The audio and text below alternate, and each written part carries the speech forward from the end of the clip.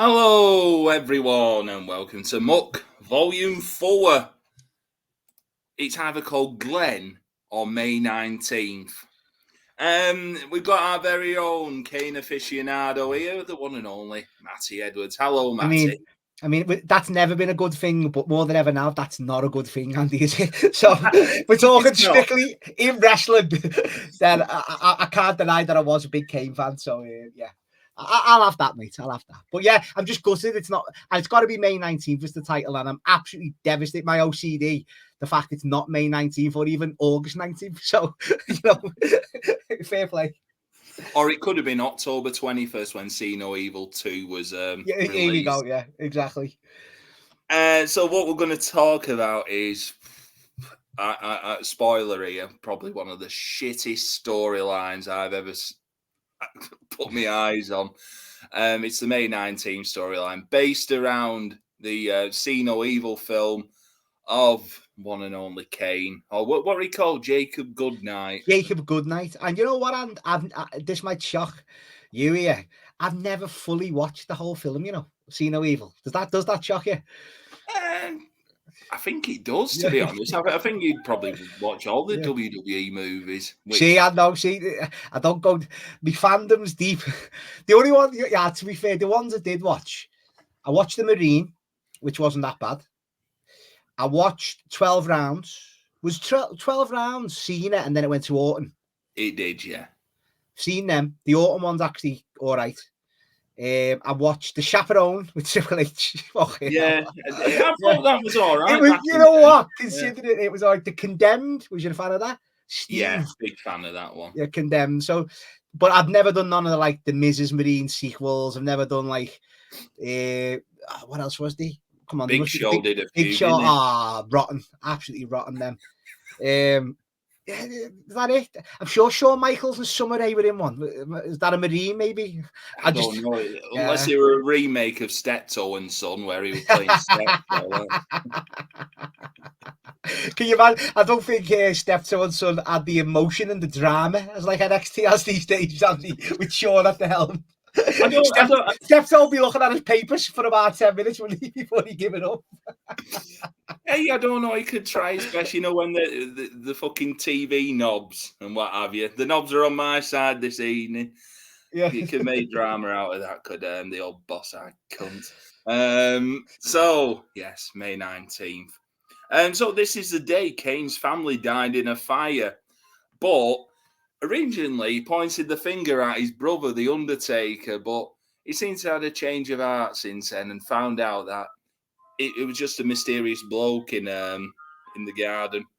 Well, this is it. I'm apologies if we flip-flop over here too much, because I think this fucking storyline does. That's why we're trying to keep up with it, because right, I'm not giving it no credit at all, to be fair. For once, I'm not. It starts off with, as you say, blaming on the film. Then it turns into that of why his parents died, the date. Then we end up getting a fucking imposter Kane, and it just, for me, it just doesn't. That's why it is shit. It's because it just doesn't make any sense at all. And I don't mind, to be fair, I don't mind some of the bits with Kane and Big Show. I don't mind how they split up, lose the tag belts as well. I like a bit of that, but then it becomes so fucking daft and so fucking all over the shop that it's one of the worst storylines and performed storylines of all time when it gets to the end of it, mate. So with this, according to Cage Match, the storyline starts between April 2006 and June 2006. To be honest, I'm calling bollocks on that, because a lot of it sort of starts, well, involving their tag team run, so the January, February of 2006. But, for this, just 1 second. So on Cage Match, out of 10, Matty, what is it rated, do you think? This storyline? Yeah. Oh, it's got to be less than 2. I mean, for sure. It is voted 2.86. That's quite high for me. I think, what the fuck? I mean, I don't know. That must be. I don't know. I'll say I'm not a Cage Match aficionado, to be honest, and I don't like going on. But you've got to, haven't you? It's one of them sites where you've just you've got to go on it for some sort of thing. But I don't read really like that kind of stuff, the ratings and that. But so you can actually rate storylines on there. I thought it was just a match. Yeah, no, you can rate storylines. So it's had a total of 35 valid votes. 3 people voted it 6 out of 10. They need their wrestling. Yeah. I mean, I'm open for anything, but that's a bit too high. That 11 people voted it 2, 7, 3, 6 people 4, and 2, 5, and 4 people rated it 0. I mean, my head's just gone now, Andy, because I'll be going. I'm saying I'm not an aficionado. I will be by the end of the night because I'll be rating some storylines over the years and seeing what fucking people like. Can't believe that. But what's it? Bloodline has got to be 10 out of 10. Oh, I was going to say that's the first thing I'll be looking for. So on the notes on Cage match here, Matty, because for some reason they do put notes on there. The debut of the fake Kane caused a major tantrum from Vince McMahon backstage, as it was staged in an extremely amateurish manner. For example, the fake Kane's hairpiece was comically fake. In addition, the costume did not fit the performer, Drew Hankinson, the latter, Festus, and Luke Gallows properly, and it ripped in several places when he attacked Kane. The wardrobe malfunctions were corrected in later appearances, but after the match at Vengeance sparked zero reaction from the audience, it was decided to end the storyline immediately and bury the doppelganger gimmick. Yeah.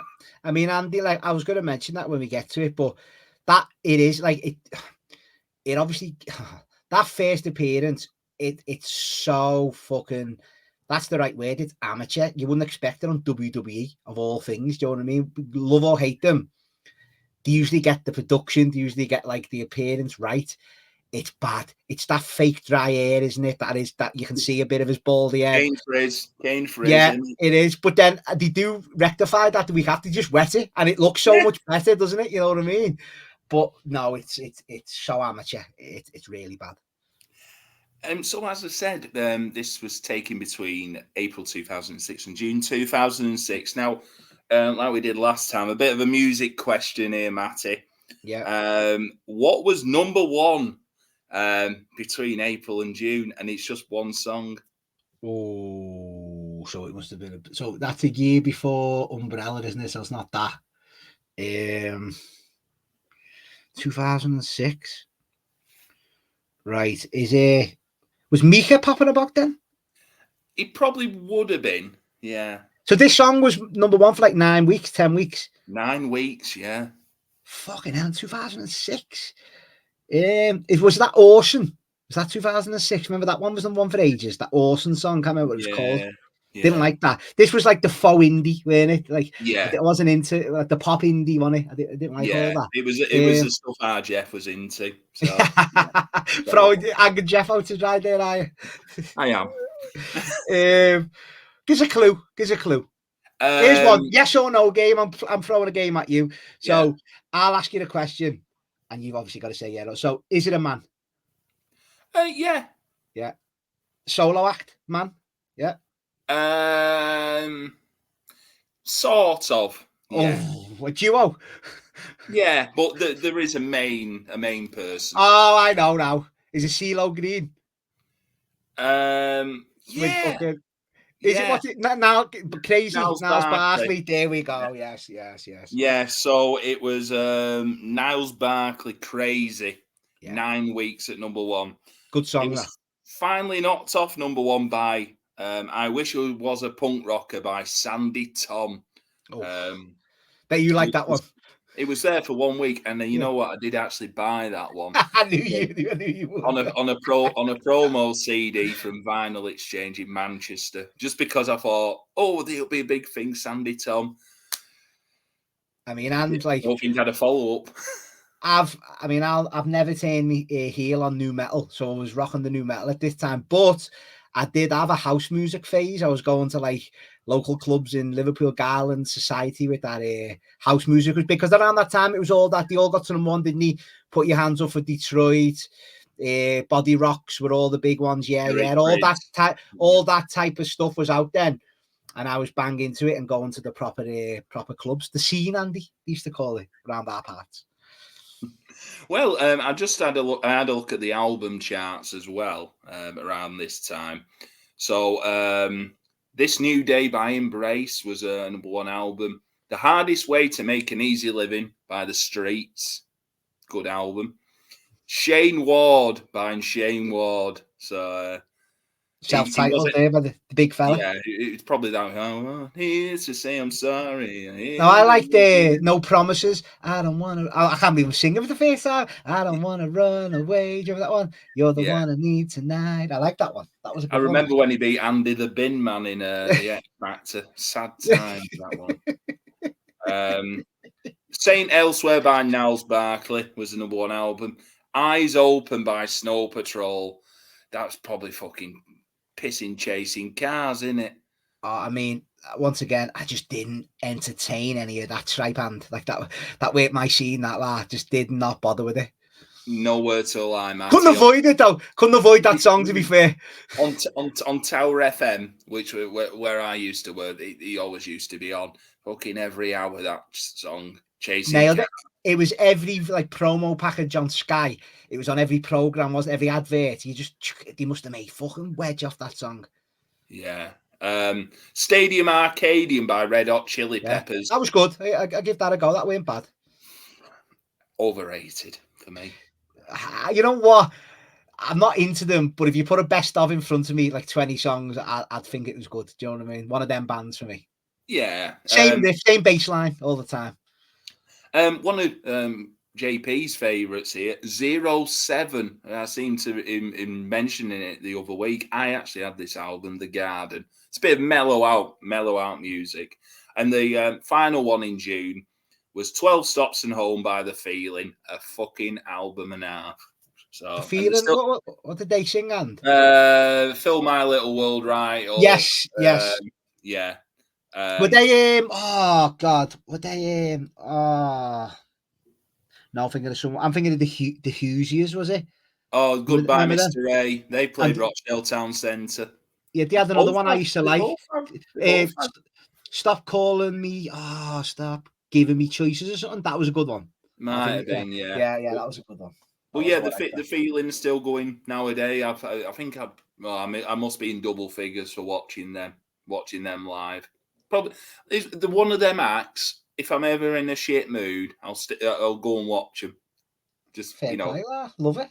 Always pair you up a bit, I think. So yeah, no, that's a music corner out the way with. Let's get into the first of our matches. Well, actually, Big Show and Kane versus Carlito and Chris Masters. Now, what I want to point out here, this feud starts after I think it's the Raw after the Royal Rumble, and Matty, I'd found this on YouTube. It's a 57-minute long video explaining the full storyline of these four men.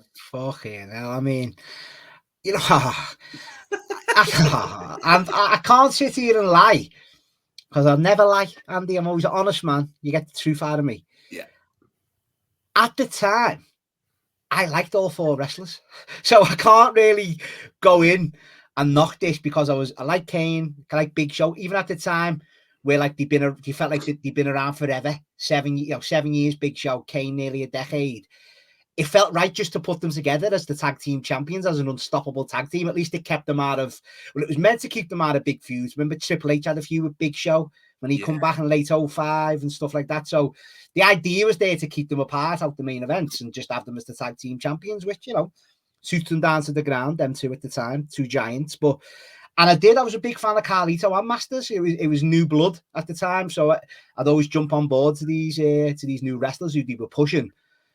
But you throw them all together, and maybe in hindsight now and looking back with older eyes, it were the best. But at the time, mate, I was into it. I was.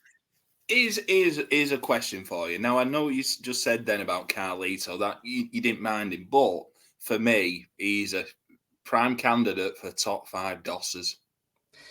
Oh, it was always on his terms. He was always when he could be asked. When he was motivated, he was good. And when he wasn't, you could tell when he weren't asked or if he was losing. He was one of them wrestlers, which, of course, to the eye, it's not good. But I always appreciate, like, I think Benno's the same. I don't like the way I'm agreeing with him a lot these days, by the way, but in certain things. But I always have that begrudging respect. Like, I know he likes low key for stuff like that, and I'm the same with Carly. So it's like, all right, be professional, but at the same time, like, yeah, go on, lad, just stick it in there and just, you know what I mean, try it. You know what I mean? And he comes from that.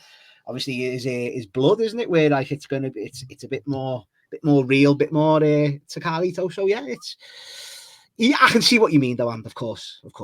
I think I've been burnt by him so many times watching when he were doing appearances on the indies like PCW and we did. Me and Chris Wilson did the run of 5-Star Wrestling where him and Masters, and you could tell he just wasn't asked. He was collecting a paycheck and what have you. But you've got to give credit to him that you think he's finished, but he's in like the fucking second biggest group in WWE at the moment in the Judgment Day. He's fucking hanging around it.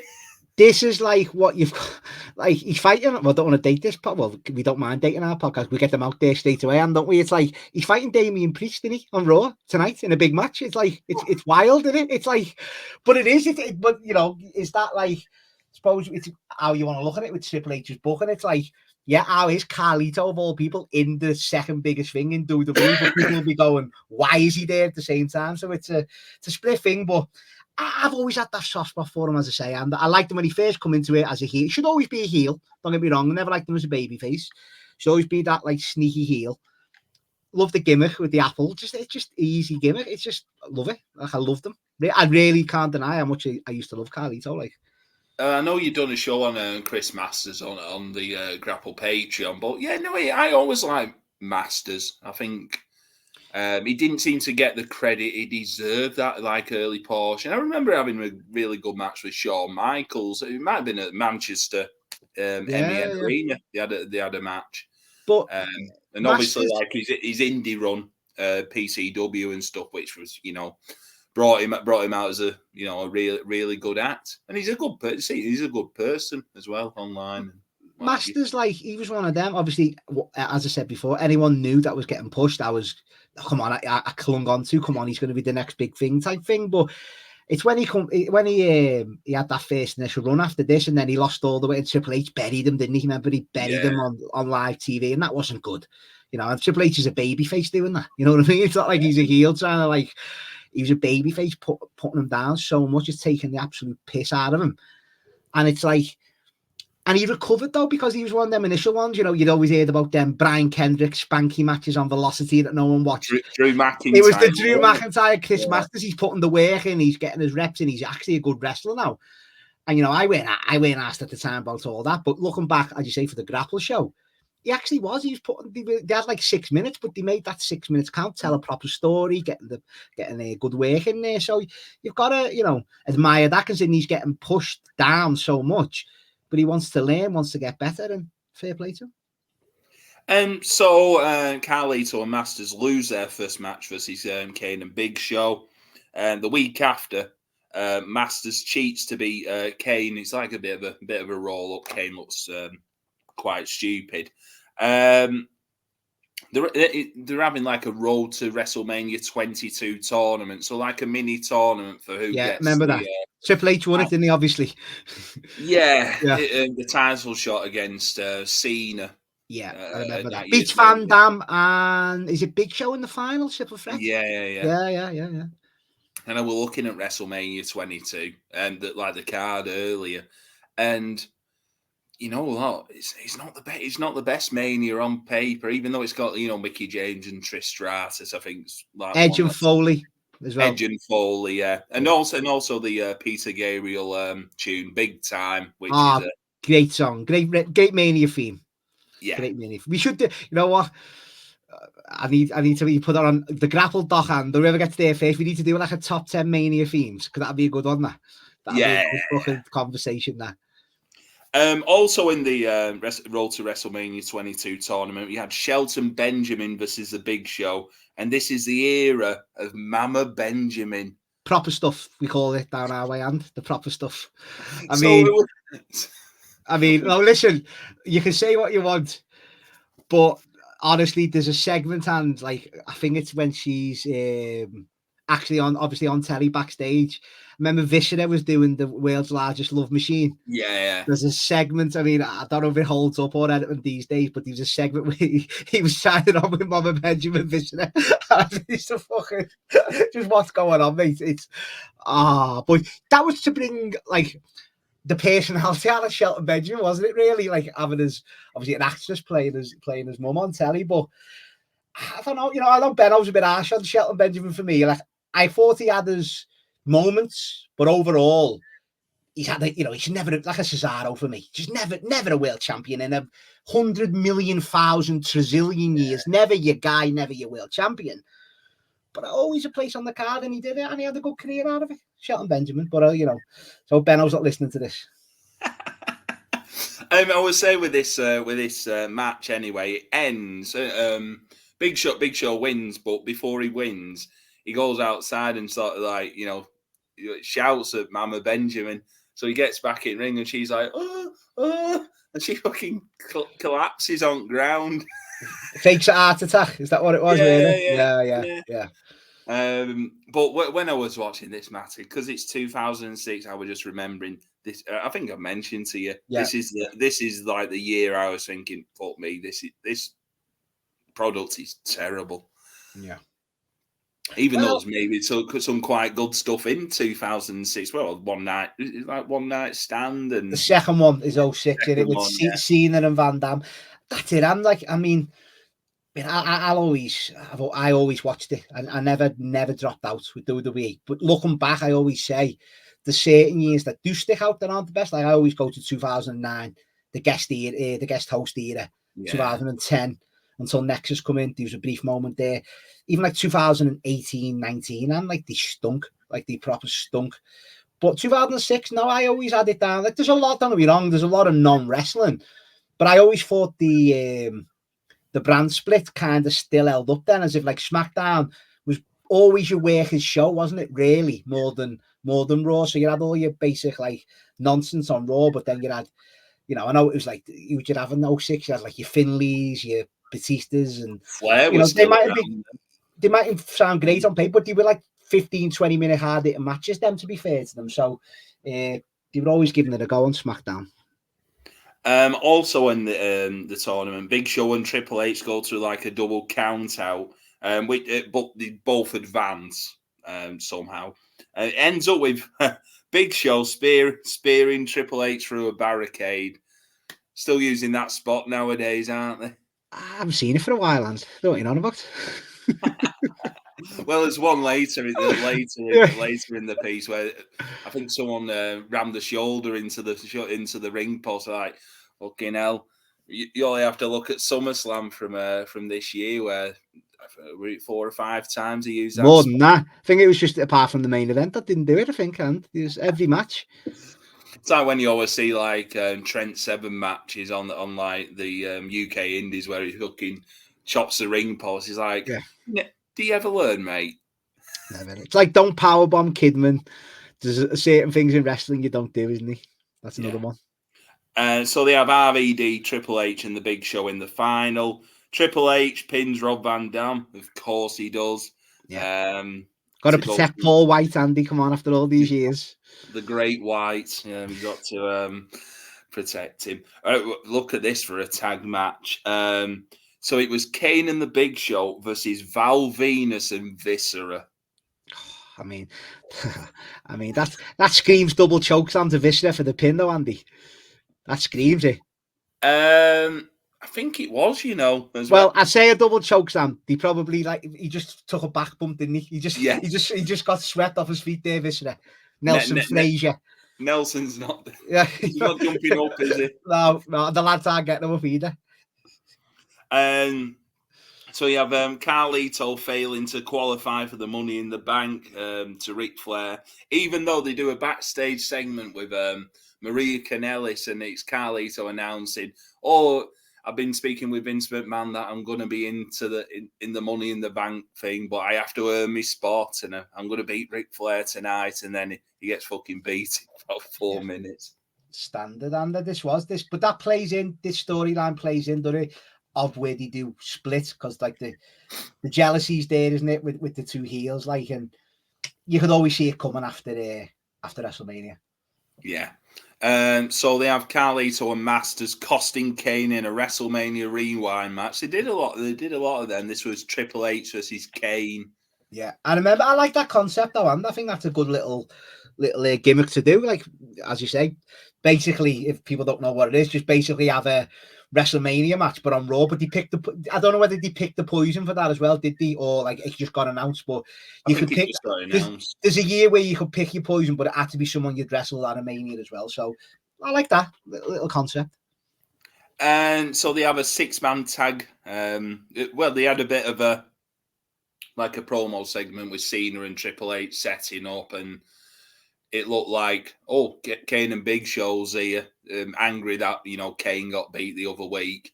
So they come down, and then Carlito and Chris Masters attack them from behind, and then Vince McMahon sets up like a 6-man tag with Carlito, Chris Masters, and Triple H versus Big Show, Cena, and Kane. Match ends in a DQ. No one was putting anyone over that evening. That's no good. That, like, fucking hell, and that is poor. That someone could take the pin, just advance that storyline with Carlito Masters. Kane could take a pin. Just anyone. Give the challengers a bit of hope in the 6-man if they're not going to win at Mania. You know what I mean? Easily, someone could have laid down there. So the week after, they have Carlito versus Kane, with Kane winning with the choke slam.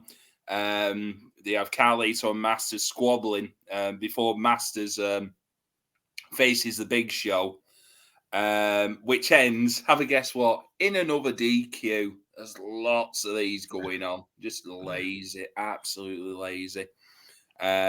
So I put 3 months of this feud, rough as, and they've not even got to the Mania match yet. Yeah, see, and you're binge watching it as well, though. It's like, you know what I mean? You're not waiting every week to come back on, so it's worse when you're watching all at once. So you're going to be sick and tired of all these characters by the end of this podcast, mate, or by the end of your watch. Yeah, you probably are. And there's things couldn't get any worse. This thing will happen. So I think it's like the Big Show was taking on Chris Masters in the Master Lock Challenge. So Masters hadn't lost in this. Well, Bobby Lashley was the first one, weren't he? That's way later down the line, yeah. Way later, yeah. Year after, yeah. So what happens is Kane gets attacked by Masters and Carlito backstage, gets chucked in. I think who else? I think Garrison Cade and maybe Trevor Murdoch were there as well. But they were feud. That's who Kane and Big Show beat for the tag, if I'm not mistaken. Yeah. So they attacked him, chucked Kane in like a closet or like a room, and put a forklift in front of the door. So what happens? Big Show turns up, runs them off. He's right. I'm going to push this forklift. So he's there pushing forklift. Manages to move it out of the way. While he's puffing and panting, pushing it. Fucking Kane comes round the corner. He's like, "Oh, fucking hell. You all right?" And like Big Show's like, "How did you get out?" And Kane said, "Well, there was just the door over the side of the room." Like, Jesus. But is that, to be fair, there's that storytelling where he's knackered for later on then, isn't he? When he's going into the Master Lock Challenge. So yeah, it makes sense, mate. Somewhere down the line, it makes sense.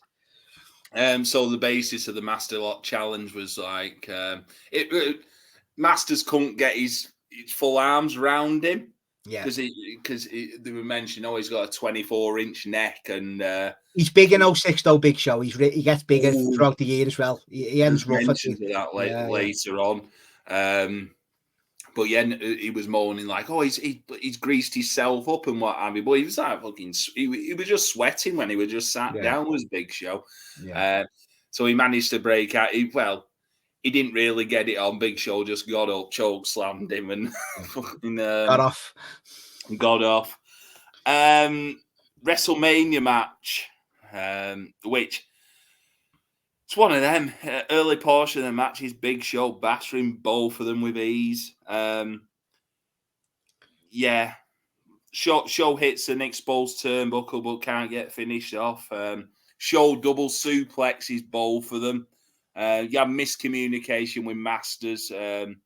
double axe handling Carlito by accident, and ends up chokeslam 1, 2, 3. It was a squash match for about 7, 8 minutes, so very elongated. It ended a terrible feud. Yeah, well, this is it, and like the faces go over, and then the next night on Raw, isn't it, is where Carlito turns on Chris Masters in it to set up their feud. Yeah, they wrestle at Backlash, don't they? 06. Yeah, but you're thinking as an opener to WrestleMania. What a hot one, don't you? What a hot one. Yeah, I know. I can't defend it. You know, it's not great, but yeah, I mean, what more can you say about it, really? So, obviously, the night after, a new threat to Kane and Big Show now, the Spirit Squad, who we've discussed before many a time. So this is Kenny Dykstra, Kenny, and Mikey, Mike Mondo. Did you think much of this? I put this is Kane doing the shoulder into the ring post spot. I did put 18 years later. This spot is still popular. Oh yeah, but this is like where they're going for the shock value as well, because no one expected Spirit Squad to win, did they? At all this, no. So I don't mind that from that point of view. And yeah, obviously one of the worst gimmicks of all time, the Spirit Squad, but all young wrestlers trying to make a name for themselves. So at the same time, you know, as I say, it was that shock value. And it was just wild to see all of them lift Big Show up, and it was actually quite impressive, wasn't it? And, you know, they all used to rag Shawn Michaels up in the air, didn't they? No, the show's not getting that high, but it was still quite impressive to see how high they got him, and really a clean win as well. And to be fair, really, yeah, I was going to say, is it a maneuver that's straight from the school playground? Because I'm sure that's in. It's the bumps, isn't it? When you're birthday, it's the bumps, but like you carry on with the bumps, don't you? I mean, it's good job the show, but they were doing it for him when he's 35 or whatever. They're not getting him up 35 times. Fucking hell. But yeah, it was always a good visual, especially to like a Michaels or someone they could throw up in the air. So we'll give them that. Like, I thought the leg drop off the top from Kenny Dykstra was. Yeah, he got some fucking night on that, didn't he? Only 19 at the time as well, weren't he, Kenny, in the Spirit Squad? Bloody hell. So it just shows you, doesn't it? He's an agent now. Is he an agent now backstage? Or was that well gone? I think he is, you know. Yeah. So so he was 19 then. So this is 8. Fucking hell, he's younger than me. 37. Yeah. Still got 20 years in him, mate. Yeah. Strap him up. It's one of them as well. Just if he is backstage as an agent, it's just how, like, what's the way? Ironic, is it? Like Triple H put him in a fucking crate, sent him to OVW, and now he's probably sitting in a production meetings with him. It's fucked, isn't it? It's absolutely fucked. So they have the fucking hell Spirit Squad against Kane and Big Show in a title rematch. Here we go, and here's where the storyline begins. Here's where the stuff begins, mate. Because I was going to say, it's like I've never got the, like. It's one where I'm split because, you know, people's thing is, how can we hear inside Kane's head? That's the obvious fucking thing to say. The whole arena, millions at home can hear what's going on inside his fucking head. So I can't defend it, but how else would you do it? You know what I mean? I don't know. So it's like, it's so fucking shit, isn't it, though? I mean, and Kane's got to just act this as if he's getting tortured in his mind. Oh, mate. I mean, this is what I'll say about Kane as a performer. And no, I take all the political away from it. And even as a performer, he's hated. I get it. But over the years, Andy, right, you can't say that man hasn't been dealt some absolute fucking shit. We're talking bottom of the barrel. Anyone in history of wrestling, nobody in the history of wrestling, I'll go on record to say, has been dealt that much shite than Kane. And fair play to him, and he gives it a go. He mightn't succeed. He might not even get halfway there, but he'll fucking try his best and try and get this fucking shit over. Because like, I even remember later on, and when he won the world title in 2010, which people were saying was far too late. But I think he earned that. And some of the verbiage he was saying was so bad, but his delivery was fucking unbelievable. Even I think Meltzer saying at the time, it was like fucking verbiage with A+ delivery. You know what I mean? Because he was trying to get this shit over, lad. So that's what I'll say positive about Kane, because I think he deserves a bit of credit for that. Yeah. Actually put him in notes earlier. I didn't ask this question. What do you think's the best version of Kane? And I'd probably say myself. Obviously, when he probably took the mask off, because I felt that he 03 like a threat, didn't he? That 03 monster run, Jesus, and I could watch them segments on Raw every week. Yeah. You know, the limo with Shane. There's so much stuff in there. Like love that initial, and it was just I like to see it on Twitter now. At the time, that entrance with that what is it, slow chemical, when he first comes out with the towel and he's chained up the week after he tombstone Linda McMahon. Yeah, mate, that visual of him, his legs, he's all chained with all the policemen coming down with that music, that entrance. It gets played now on Twitter because it's one of the most, like, it's unbelievable, mate. Like, that version of Kane's brilliant. Like, obviously the original Kane, like Michael Myers, the original Halloween, that was scary when I was a kid. Loved that. Loved it, like, when he come back in 02, slimmed down. You know what I mean? I know that was obviously some of the storylines were shocking, but he looked good. Was probably at his best work then. He could move a bit better. He lost a lot of weight. There's different versions where, you know, you think even Mask Kane when he come back in like 2011, 12 against Cena, at its moments, as late in the day as that was, I've still got, like, it was back to that Mask gimmick again, which had a bit of legs to it, and, you know, got Team Elmo and stuff like that out of it. So yeah, no, I think that was a good portion. I think the one most recently, maybe Corporate Kane, people just like hated him. But it's that's what I mean. It's still there on the telly. That, like, when he come back with the mask, like the welder's mask over the mask, wearing it. I love that. I've got an action figure of that. It looked quite cool at the time. But yeah, Corporate Kane just wrestling in like pair of pants from fucking George. Just no good. Pair of loafers, lad. Just no. Remember him and Ryback had a feud? Wow. Fucking, we're talking bad. Yeah. Remember when Kane was doing the hot dogs and that, and it was awful. It was really bad. Yeah. So, but he's had his moments, and, you know, he's had his moments over the years. I always remember him and the New Age Outlaws when they got beat at Mania 30 by the Shield. Got hammered. Yeah. And I always say one of my most favourite matches I've ever seen live, had the most fun, was Kane versus MVP in a street fight on a SmackDown taping that I first went to in like 2006. Loved the match. Yeah, where he punched through the fucking phone box too, and I love that little match. Like, I always got time for that. Yeah, I think with Kane and the Big Show especially, they're like Mr. Reliable, aren't they? They go to them if they need someone to be a heel, don't they? Like for you, or if like, but it got stale though, Andy. Always go to the Roman stuff. I get the placeholders, and I get the gatekeepers that if you want to beat them, you've earned your stripes and you can go for the title. But they were doing it in 2015 with Roman. Do you know what I mean? It's like, come on, it's a decade past this now. And I always say it's like Vince would go to them like a Mourinho would go to like a Fellaini. You know, they just go back to type. You know, if you get beat or something, put Fellaini back in the team, we'll get something like that. You know what I mean? Something like that. A manager who like there's players type thing. It's like, Jesus Christ. It's like nowadays, isn't it, with Man United? Johnny Evans. Yeah, so just bringing him back in. He's the big red machine for fucking... Yeah, fucking a Ten Hag. So, yeah. Fucking hell. I'm just trying to see where we're up to with this. So with this one, obviously the May 19 thing, so he's up against the wall, rocking away until Big Show calms him down.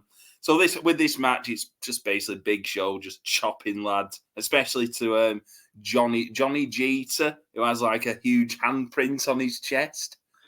But I was about to say, and Big Show's the only person who can't hear these voices, isn't he? He hasn't got a clue what's going on.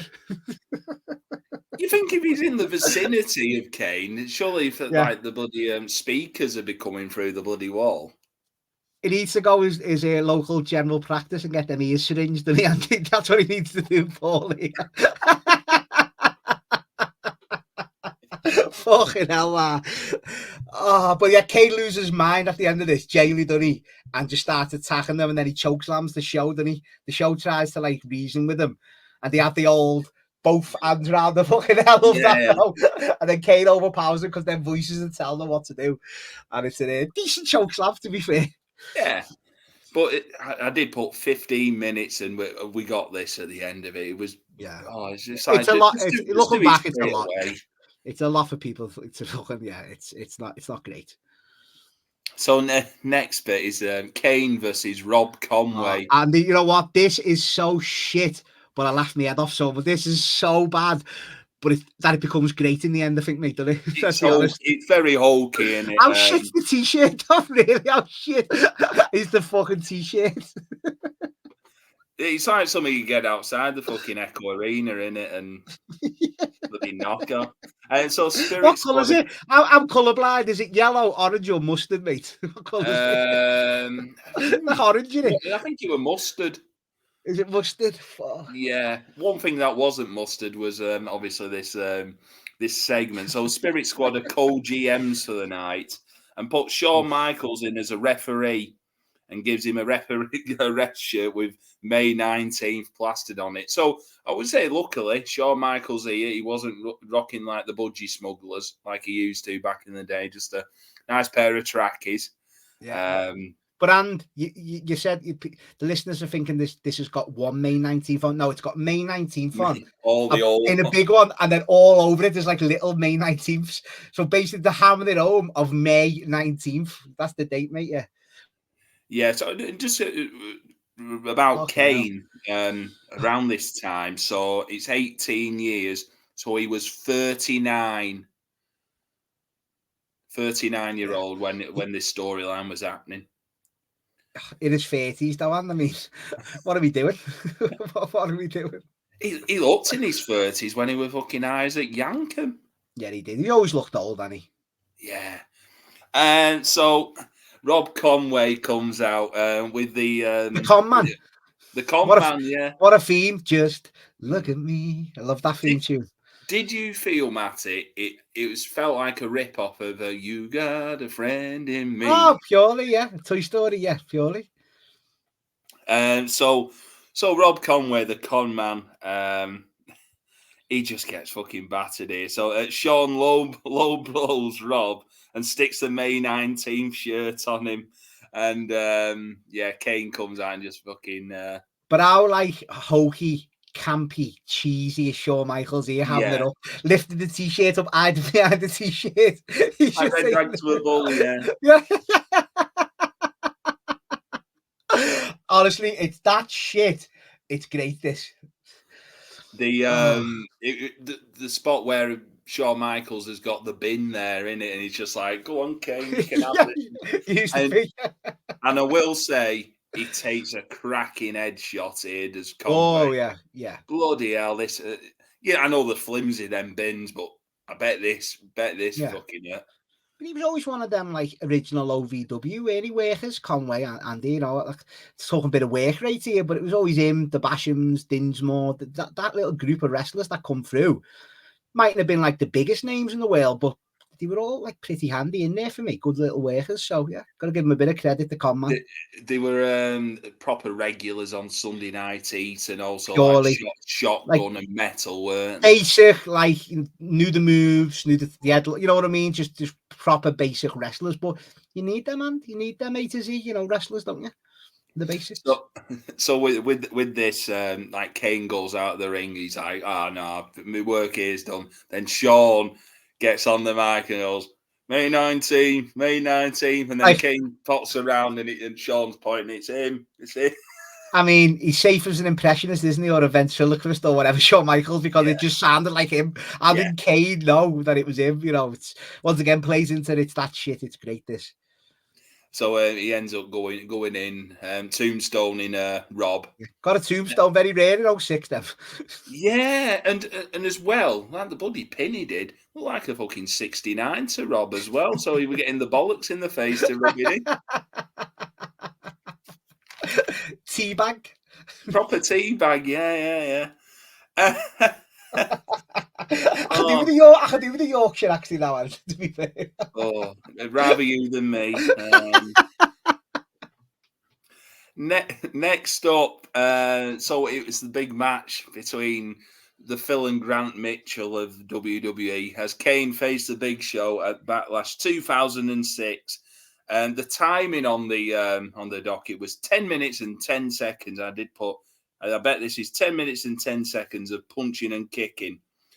Jim Ross on commentary saying Big Show might be 520 pounds at this stage. Now, this match, I think, is JR just fat shaming Paul White. He always done it, Andy. On the sly, you look at this old commentary, he always got to dig in on Big Show because it was always one of them where, and he did have, he got it right at times. And I'm not putting people down like for stuff like that because it could be an issue. It's a real life issue in it, weight and stuff, and people can't handle it. And I've been there myself, and as a bigger guy, it's hard to it is hard to control. But it's almost like he's loving it, Jim Ross, though. And I like Jim. It's like he's getting them digs in. But he must just be looking at it from the office thinking, you're on this much money. We put this much stock into you. Give it a go. He was like that with Yokozuna. I know Yokozuna was out of control at the end. And I just think it might be that in his head that he didn't want to see another Yokozuna in Big Show. And thankfully, he got a grip on it, Big Show, didn't he, in the end? But Jim always, even in 99, 2000, when Big Show ain't even that big, considering he was still getting the digs in, So, yeah. I was just checking then, when did he go to OVW? So it was 2000. 2000 it was. It was listed just over a year after he signed them. Yeah, because I remember the return in 2001, the Royal Rumble, was because he was on Channel 4. He missed his entrance. And then he went to fucking advert break. Yeah. Awful. But this match, it's one of them. You have a diving clothesline for 2 by Kane. Kane with, working the fondling on the mat here from the. No, Andy. No, we're coming up to the rematch. I mentioned it at our Grapple Live show last year, and I'm glad they come up again because I'm going to hard sell and shield this upcoming match we're going to talk about. Mate, I tell you. Well, he brings out a top wrist lock here. Yeah. Slowing it down after 4 minutes because can't handle it, the lads, can they? No. Big Show actually does the sack of shit slam. JR on commentary. This has not been a pretty match. Not much grace and athleticism, says Jim, who's sticking the boot in. Love Jim, but I'd like to see him do a few forward rolls in there in his prime. Do you know what I mean? Yeah. So what's it? The match ends. Red light, green light. Everybody taking shots. As the red light comes down, and May 19th, May 19th, May 19th, as Kane rolls around on the floor. We have a chair shot by Big Show that stops the red lighting, and so Big Show basically, if everyone's listening and following along at home, basically putting Kane out of his misery, isn't he? And ending them voices in his head because he's the only one, once again, who can't hear them. Probably. Fucking ridiculous, Matty. Yeah, no, bad. I cannot defend this in any way, shape, or form, Andy. I really, really can't, mate. I can't do the next match though. Yeah. Quick one before we go into the technical masterclass. I wonder what, the voices in Randy Orton's head says. Do you think he has a date or something? Or? I mean, he's just, thankfully, they never really delved there, which I'm shocked. I mean, they went there. I like the storyline where, remember when he punted all the McMahons and they said he had a condition, was it IED and stuff like that? So I like that aspect of it, that was a bit more grown-up way about it, instead of just playing shit red lights and campy voices over the Titantron. But yeah, he's probably been told all sorts over the years, Randall. So here we go, the rematch, mate. The daddy versus haystacks of WWE, as Kane versus Big Show faced off once again. I was going to say, break it down like you do on Retro, Matty. I got him coming off on me, but I'm not breaking down Brett or Dynamite Kid. I'm breaking down fucking Kane and Big Show here. But Andy, what date was this match, mate? Because I'm doing the hard sell. Have you got the date down, or do we need to have a look? I haven't. I think it's June 2006. Oh, Andy, I mean, I will get up, and I promise, it's just type in, it's on YouTube, just type in Kane v Big Show, and it's on Raw, episode of Raw.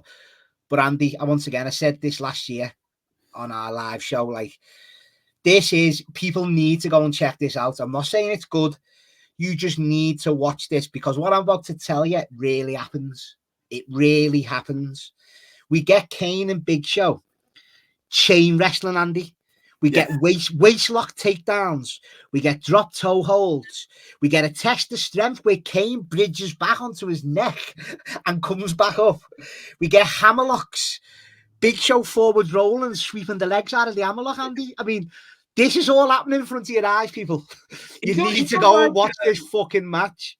Isn't it Big Show, like, gets on top of Kane and, like, starts fucking does the fucking rolling around chain wrestling, Kurt Angle stuff? People need to go and watch this because it's just insane. I've got the date here. Go on, what's the date, mate? So it's the 8th of May, 2006, the day that wrestling died. Yeah. 11 days before May 19th. That's how we should sell that. Please, I want, even if we get one bit of feedback, please watch this match because you'll be howling with laughter. You will be howling. It's just, you won't believe what you're watching. Oh, and it's amazing. And someone actually put on, here we go, on Cage Match. So it's not had enough votes for a total rating. It's 5 minutes and 16 seconds of it's just of wrestling, of actual wrestling. Yeah. So someone actually did rate it in the comments give it a 4 out of 10. The Kane and Big Show match was good, and there was a couple of other good ones, but it was still average. So some of the other matches on this show, you had Edge and Mick Foley defeating Tommy Dreamer in 2 minutes and 18 seconds. Always good to hear Dreamer getting beat. Yeah, Matt Striker defeating Carlito, Mickey James beating Maria, Umaga beating Kevin Martinson and Tommy Wilson in 2 minutes 52. And the 5-on-2 handicap match with Spirit Squad defeating John Cena and Shawn Michaels. And the main event, a dark match, was a triple threat steel cage match with Cena defeating Edge and Triple H. Yeah. But he said the 5-on-2 match was rated 3.25 stars on the Wrestling Observer. So Dave Meltzer, a big fan of the Spirit Squad there. Of course. But it was a bit of a surprise at this match. You know, it's like Twilight Zone, Andy. Honestly, people you won't believe it. Keep saying the same thing, but it's so fucking strange to see these two like going out doing this. It's bizarre, but it's brilliant, and it's just so fucking fun to watch. I bet they were laughing their cock off when they got backstage. Yeah, they must have been. Oh. They're probably doing it as a rib on the lads. 100%. 100%. So next up, next match is Kane versus Fake Kane. So you mentioned earlier about like a couple of promos coming out to this. So the first one, when Fake Kane turns up, it's the proper Carlos Puyol. Yeah, frizzy stuck on air. Yeah, purely though. Something you just get on Halloween, genuinely on a Halloween, any Halloween mask, isn't it? All the long black hair. It's just so bad. Yeah. Fucking hell. And just he comes out in a match, Kane v Benjamin, doesn't he? That's the first time. Yeah. There's a week before where there's a tease of the first time you see the mask on the screen again, and then he comes out in this match with Kane v Benjamin. And as you say, it's like, you know, it's just so bad. He just, I say, the outfit doesn't fit him. The wig doesn't fit him. When he chokeslams Kane, he falls over, doesn't he, as well? Yeah. Old Gallows. So he's always stole a living. And he really... And there's a segment as well where he chucks Kane off the stage. Off the stage. Kane takes a bump onto the concrete, doesn't he? No tables there. So they try. And then you get the match, Kane versus Kane. Imposter Kane, as Jim Ross keeps calling him, doesn't he? This imposter. Well, it was straight away, weren't it? Straight away, They said, imposter. Because if you remember back from 1994 with Undertaker, they never sort of hinted straight away, oh no, that's an imposter. It's a fake Undertaker. Yeah. Whereas this is just like two-footed.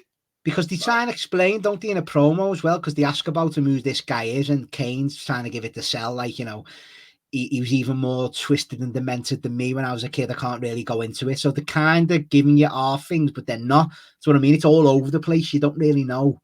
I don't think they know what they're doing at this time. They're just putting it out there every week.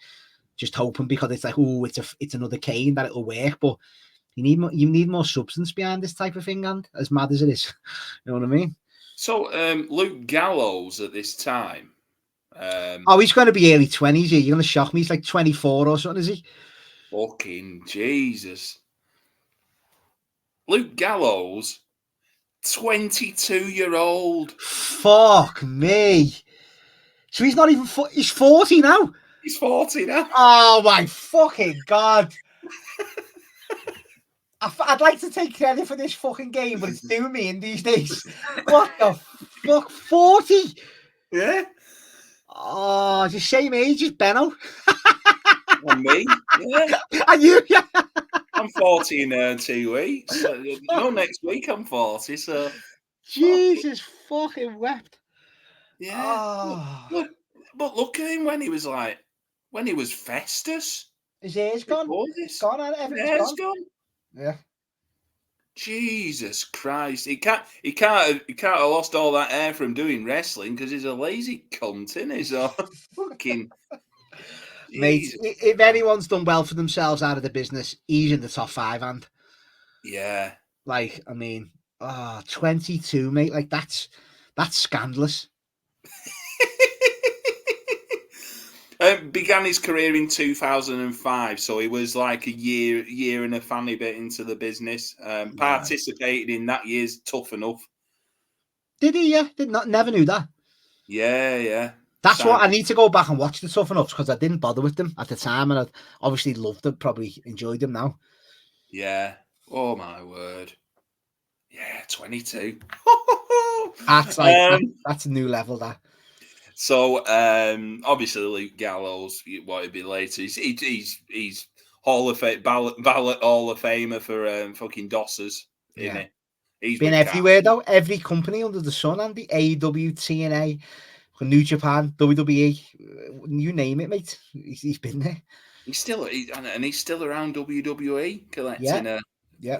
He's mainly on NXT now, isn't he? Yeah, floats about. But once again, Andy's got another 10 to 15 years in the game, mate, with only being fucking 40. Jesus. So this match, it gets the boring. Terrible. Yeah, it's terrible. Silent and boring. The whole 9 yards. It's really bad. And plus the imposter Kane goes over. So it's like, until what you're like saying before about the someone wrote the story on Cage Match.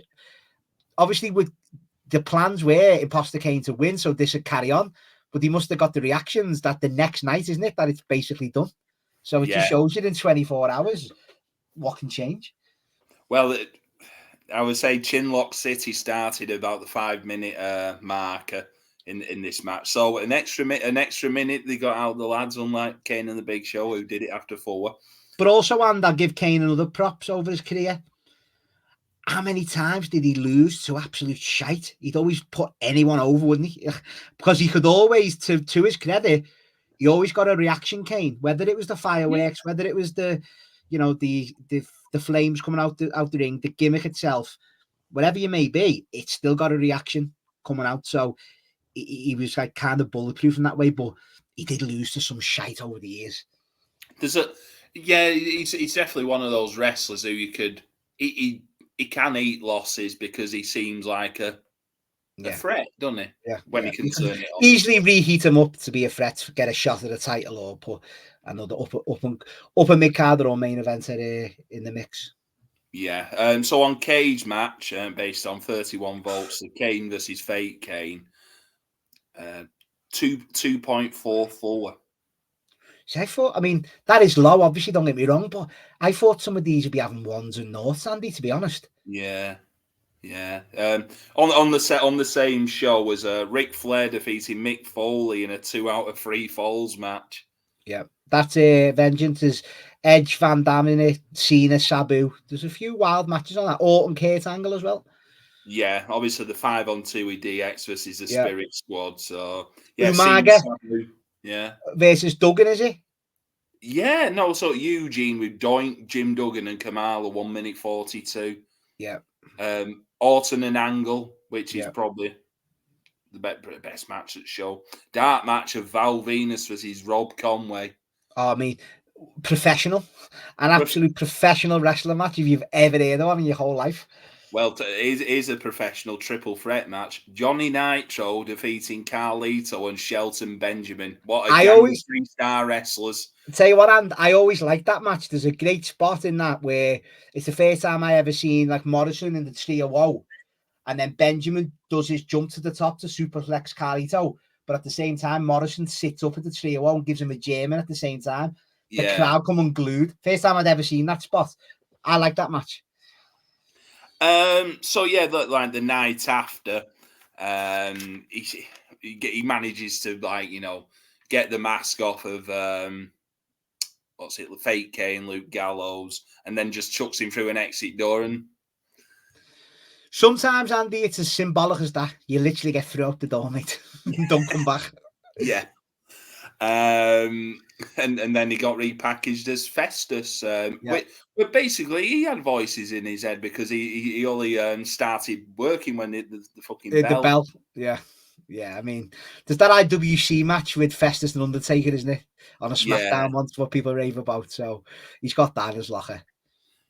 One thing I did want to point out as well, I watched a couple of them 10-minute videos about, you know, the See No Evil thing and what have you. And one of the rumours, I think this might have been on the What Culture one, that Vince McMahon wanting Kane's character in See No Evil to have a 3-foot penis. Fucking hell. I mean, yeah. Just fucking fucking awful. And also, like, how much it drew as a film, very successful. It was the most successful, wasn't it? Was it? Yeah. So it had an $8 million budget and it drew $18.8 million. And you're meant to double it in a bit, really, aren't you, to get full on like profit? So I mean, it nearly done that. So you've got to consider that a major success, really. Yeah. So this second See No Evil, I think it was straight to DVD. How much do you think it drew? It's got to be under $1 million, hundreds of thousands, if that. $1.6 million. Oh, okay. What was the budget, though? The drop off. Well, the budget was probably pretty low, I would say, if it's straight to DVD. But yeah, you know, it can be said, even though it's not Oscar winning by any it was a success because, like, a lot of the WWE films were, you know, loss makers. They were straight to DVD in the end, weren't they? Really, the Chaperones and all them were like, they went. Did they ever get released? Did See No Evil get released over here? It did, yeah. Chaperone did, because I remember seeing it on Sky Movies. Oh, okay. Watching that film. So yeah, no. That's the end of this storyline. Quick one, Matty, as ever. We decide whether this storyline is muck or not muck. It's 100% muck, in it. No, it's not, mate. It's 1,000% muck. It's like there's no way, even like with liking Kane throughout me fandom, like in some of the characters in this Big Show at the point, Carlito, just it's horrible, and I mean, it's so bad looking back. That's the word, like you said, it's amateurish for WWE of all companies. It's low rent, it's amateur, it just looks crap. Like there's nothing to it at all. The way they do it, it's just awful. Like it's really, really bad. One of the worst of all time. I probably want one word to sum it up: daft. Yeah. Just as you say, from the we can all hear the voices in Kane's head, you know, Big Show can't. So, like, don't be wrong, it got one funny segment with Michaels in there, but that is like, people will hate that. It is bad. Don't get me wrong, but like, I had fun with it. But then you do get that technical masterclass. So you get, for me, you get a funny match and a funny angle out of it. But you just can't deny that the awful, and that's tongue in cheek. You know what I mean? It's like, it's just so poor. Like, all to sell this film, which, as you say, did work. We've got to give it credit, which probably did work and made it some money, but we had to sift through every week this. And you forgot about to mention where Kane threatened to cast the scene. I've seen that. That's just awful as well. It's like he's blaring the lines of his character in the film, and he's really him, and even if he would have went down that line in the film, in the show, would have probably been all right. It would have been cheesy too, but it probably would have been better than this in a way. So, yeah, just horrible stuff. So, to end this show, as ever, we have a game. And seeing as we're popular last time, we're going to do the cage match game once again with total matches in 2006. Matty, is this on telly? No, or is this overall? Overall in the year of 2006, some decent numbers here. So what we're going to start off with is the masterpiece Chris Masters at 86. Higher or lower, Matty? The con man, Rob Conway. That's where he's getting the bookings on them house shows, isn't it? Gut instinct, and I'll say lower. Slightly lower here. 77 matches he had. 77 losses as well. Yeah. The thing is, on cage match, obviously all the matches and probably not there because there'll be bits missing and that. But it gives you all like the win-loss record of that year. And I was looking, your man, Tribal Chief Roman. And I think there's a point. It might have been when like the Shield had come on. I think maybe around 2011, where he'd had about 120 losses. I mean, and that's not right. That just doesn't sit right with me, that, mate. It doesn't, does it? When you go later in his career, it's like 2 losses or 1. Madness, that. Crazy when you do look at it. Oh, yeah. As I can't remember who said it, but we're all, like I'm a wrestler here, but they're all jobbers at the start, mate. They're all jobbers at some point in the career. You've got to learn, you know what I mean? And except for Goldberg, really, he's one of the only ones, isn't he? Yeah. So Rob Conway, 77, probably getting into the higher ones here now. So Big Show, how many? Oh, Big Show, well higher. 120. Yeah, was a Big Show. Next up, the Big Red Machine. He had Voices in the Dead. That is close, but I'm going to go higher. You're correct again, Matty. 126. So it's 6 more than Old Big Slow. After that, we shall do the game Triple H. Ooh. Because he was still doing our shows back then. Gut again. I'm going to go higher. Correct again, Matty. You're getting very good at this game. 139 for old Big Nose. Next up, now, not John Cena. Carlito. Ooh. So more higher or lower than 139 from Gut, going for it again. I'm going lower. Oh, it's actually higher. Carly Colon, the Dosser hasn't been putting more effort in the Triple H here. You'll be surprised at this. 153 matches. Oh, mate, he must have been hating that, mustn't he? 153. That really surprised me, mate. Really did. The final one, the champion at the time, John Cena. Big match, John. How many was he having? John Cena's got to be at least 180, at least. Near enough. You're correct. 172.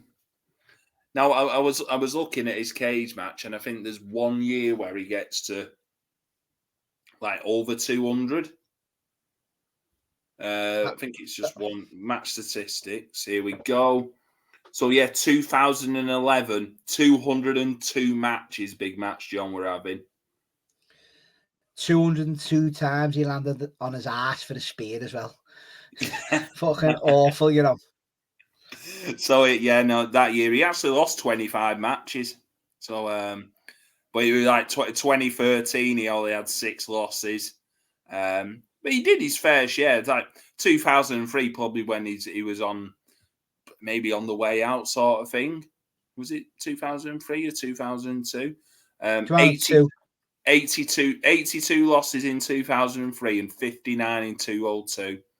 But 2005, the proper John Cena era. 8 losses out of 147 matches. Give him that though. That's some going now. That is some Yeah, going. so he wasn't doing many jobs. When I said about Roman, it was 2013 with the year where he had all the losses, 150 losses. In 2013? Yeah. They must have been house shows, mate, because they weren't losing on telly much until June. Yeah. That's wild, that. Yeah. But like the years after, he obviously got more. I think when he got more into the singles run, so I blame Seth Rollins myself. Yeah, I do. Well, as he does, Andy. You know, he had his moment to cost to hit Cody or hit Seth after all these years at Mania. Mate, come on, long-term storytelling here, and he chose to hit Seth, so he blames Seth for a lot, mate.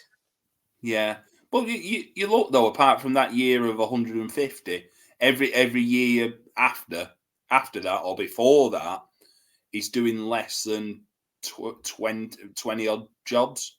Yeah, that's protect your character. That's what you should protect do. your main man, mate. Protect one of your goats of all time. Correct. So there you go, Matty. That's volume 4 done with. What would you like to plug? You seem to be doing. You've got podcasts coming out your ass, man. Out my ears, I'd rather say.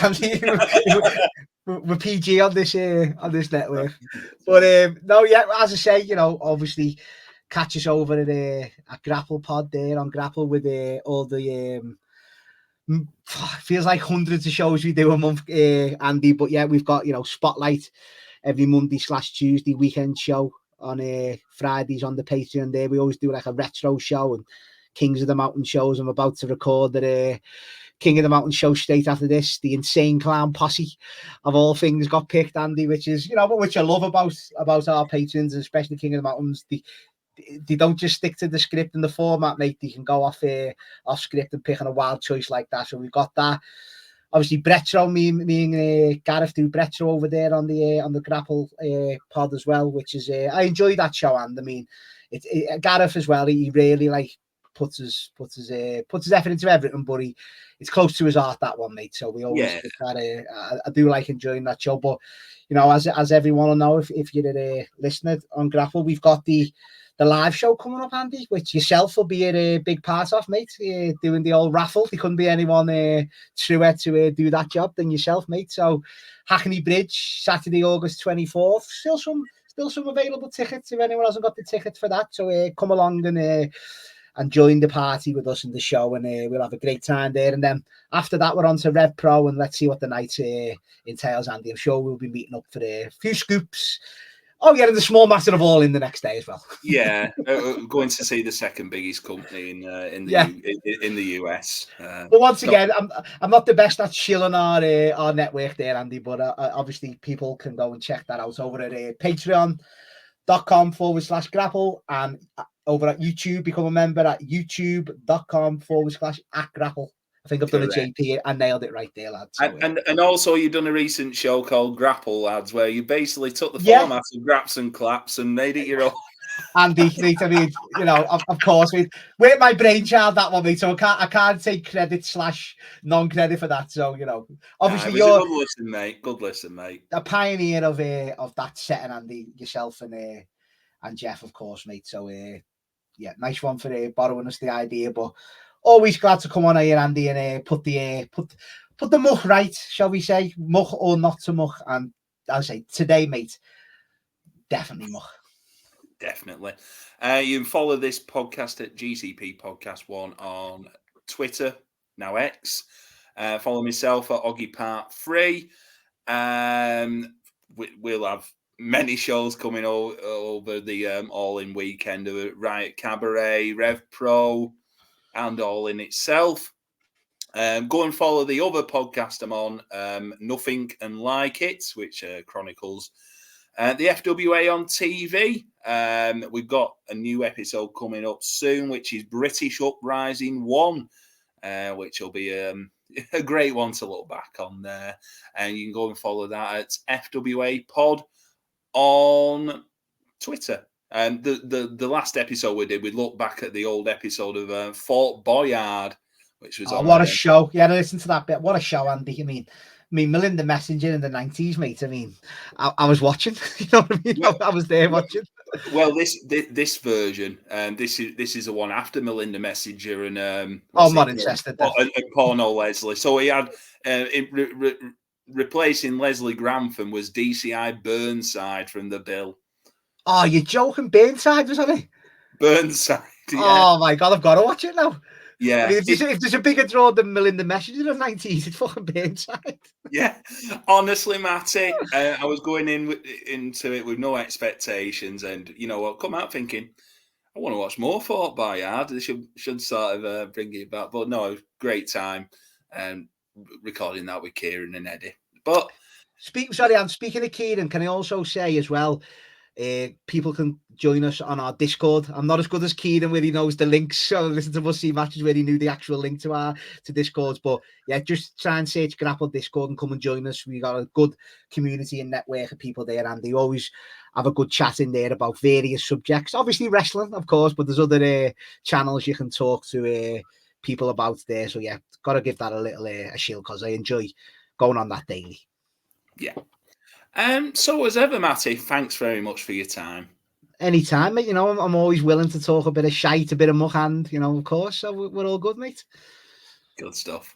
Thanks everyone for listening, and see you next time for Volume 5. Bye. Ta-da.